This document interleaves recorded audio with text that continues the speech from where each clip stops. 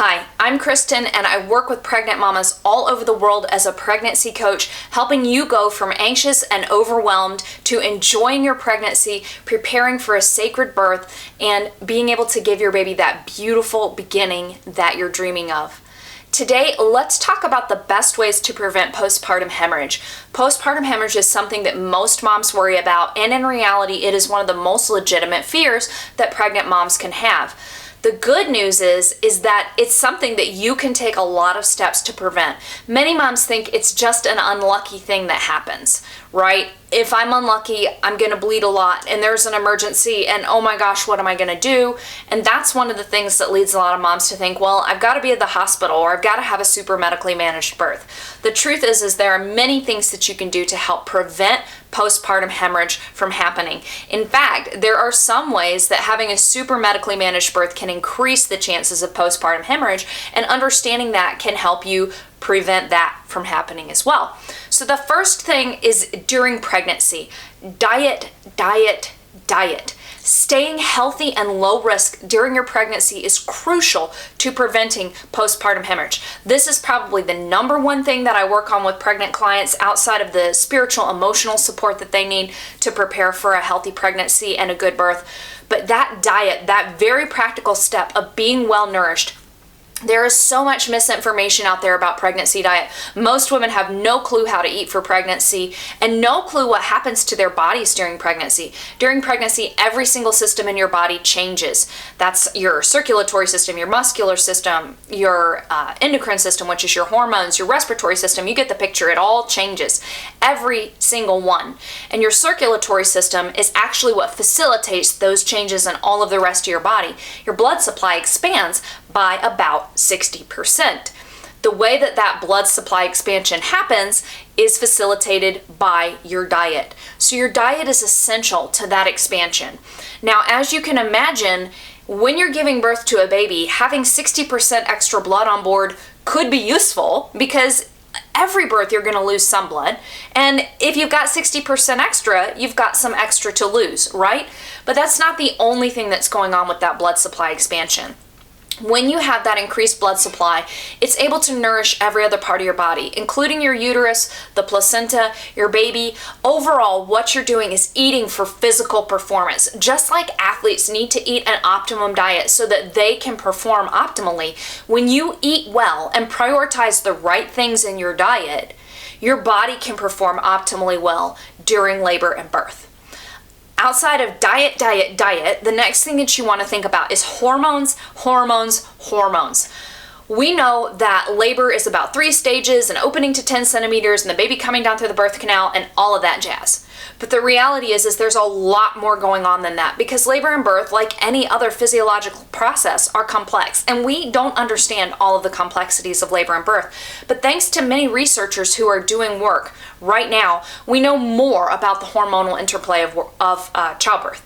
And we also know that there are hormones like oxytocin in particular that help create safety during birth. And there are some hormones like adrenaline and noradrenaline, or epinephrine and norepinephrine, that create different effects at different times during labor. When there's an adrenaline surge early in labor, that's not ideal because it tends to stop labor because your body thinks there's something scary, it's early labor, let's stop and help the mom run away. We stop labor so she can run away. But if your baby is close, adrenaline helps facilitate your baby coming down and out because your body thinks, let's get the baby out so she can pick the baby up and run. Now, can you imagine, would mom pick the baby up and run if she were hemorrhaging? No. So birth is designed to be efficient and safe.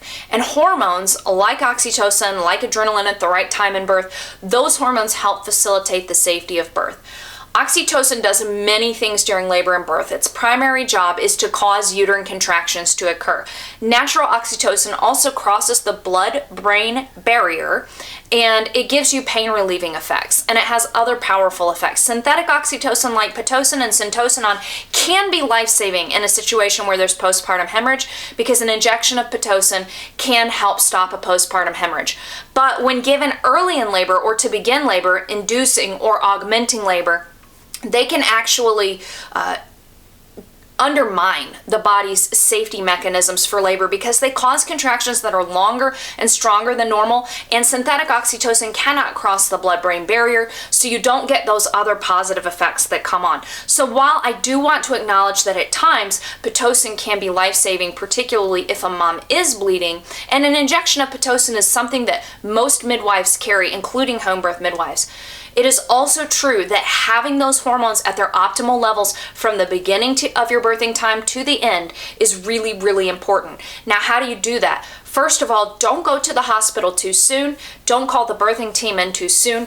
Let labor get underway and well established, because that means that those hormone levels are well established. And just like a train that's easy to stop when it's first going and more difficult to stop when it's speeding along, labor is the same way. Once labor is speeding along, those hormones are flowing and you're more likely to have those hormonal effects.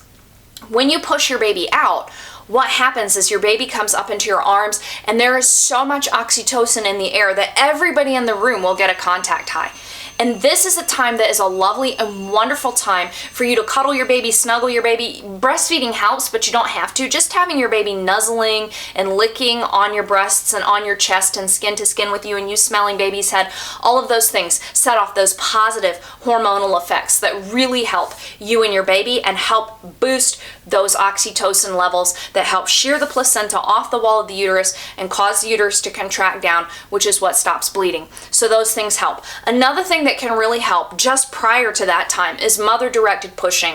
So instead of coached pushing where you're told to hold your breath and they count to 10 while you push down, that's called the Valsalva maneuver, and that is just, it puts a lot of pressure on baby and on you. Whereas mother-directed pushing, where you push when you feel the urge, can be gentler on baby and on you and just cause a lot less stress and possibly less postpartum bleeding at the end. And then, like I said, that immediate skin to skin with you and your baby. So that hormonal interplay that comes together from the beginning of labor throughout all of the first stage of labor, then through the second stage with that mother-directed pushing, and the third stage where you and baby are cuddling and that oxytocin is just everywhere in the air, can be really protective. And all of that built on a foundation of a healthy diet that means that you are healthy, you've grown a healthy baby, you've got a robust placenta, you've got a strong, well-nourished uterus, and an expanded blood supply, all work together.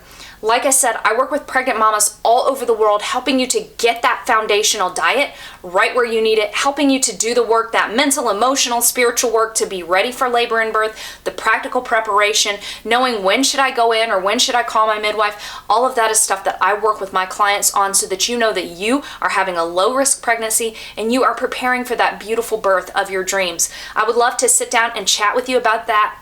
This week, head over to birthbabylife.com/beautiful. Let's book a time to talk. I can't wait to hear from you.